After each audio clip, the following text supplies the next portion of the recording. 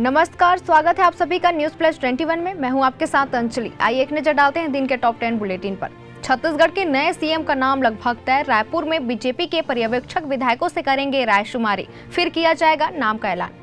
रायपुर में 5 थाना प्रभारियों का ट्रांसफर। पंडरी थाना प्रभारी को मिला कोतवाली का प्रभार। नई सरकार के गठन से पहले आदेश जारी।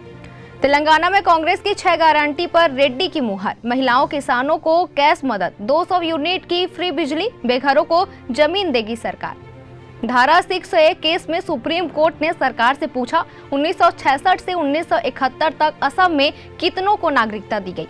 तमिलनाडु में बाढ़ से 1.2 करोड़ लोग प्रभावित। स्कूल कॉलेज लगातार चौथे दिन बंद। 15 ट्रेनें कैंसिल। तूफान मिचोंग से 37 साल बाद ऐसे हालत।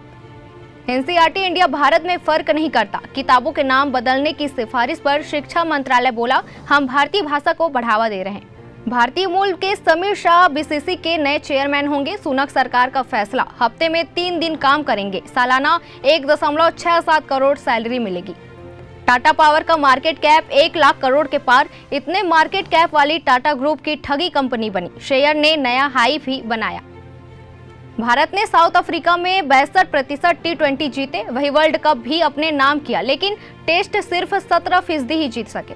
एनिमल का वर्ल्ड वाइड कलेक्शन 500 करोड़ के पार सिर्फ 6 दिनों में कमाए। इंडियन बॉक्स ऑफिस पर 300 करोड़ से ज्यादा कमाई की। तो ऐसी तमाम जानकारियों से लगातार अपडेट रहने के लिए देखते रहिए न्यूज प्लस 21, आपके हक की बात।